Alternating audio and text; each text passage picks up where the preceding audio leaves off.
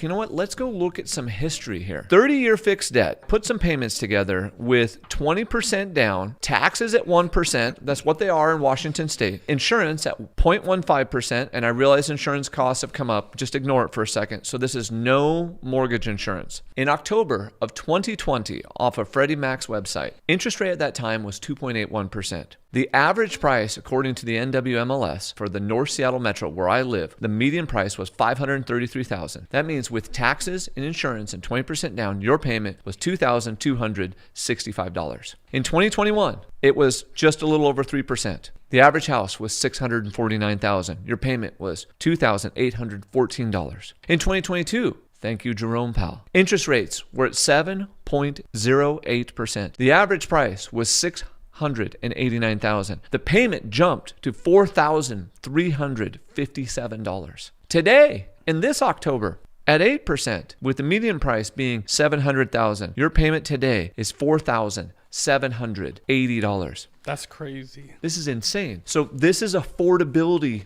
drying up right in front of our eyes. So from October of 2020 to October 2023, with the median house price going from $533,000 to $700 in our area, payments also increased $2,515, more than double, or a 211% increase in monthly payment. So yes, affordability is dead. Because let me ask you this. Did people's incomes go up to compensate for that? No. That's what I was going to ask. What is the average income for our family in 2020 versus now? I'll bet you that $100 I'm going to lose, it has not doubled. It probably hasn't even gone up 50%. No, not at all. Because part of this was the Fed stepping in to stop the wage price spiral because wages were shooting up so much. So right now, affordability is dead. The American dream is dead. And affordability has not been this low since 1989. And this is temporary. Here's why.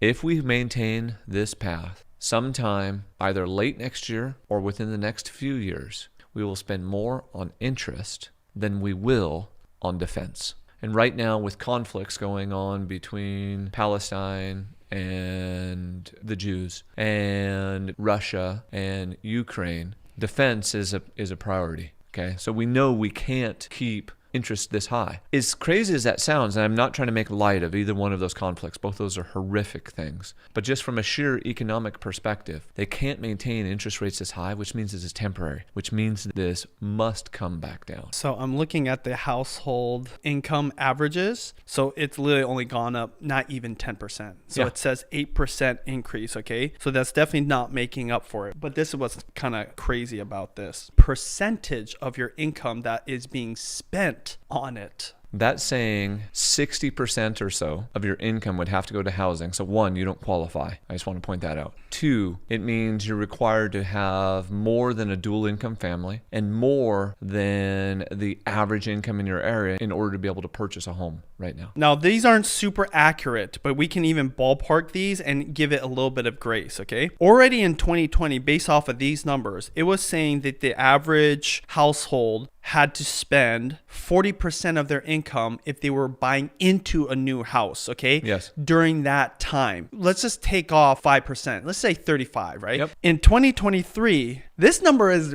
so ridiculous, but it's going to show you what's going to happen in the next 6 months. In 2023, 70+%. Yep. It's actually 77, but it's just so mind-boggling. So let's just do the same thing. Let's tack off 15% off, okay? That is still in the 50-60% range. As an investor, there's one metric that I personally look at to tell you where the market is going is how much of your household income is spent percentage-wise on your actual home payments, whether it's rent or your mortgage. Yep. It should be less than 30%. Healthy is 20 to 30%. Obviously, you want it lower. If it's already over 30%, that's just ridiculous. If this is accurate and it's 50-60%, what it means is people aren't buying the house. And it's forcing them to be renters.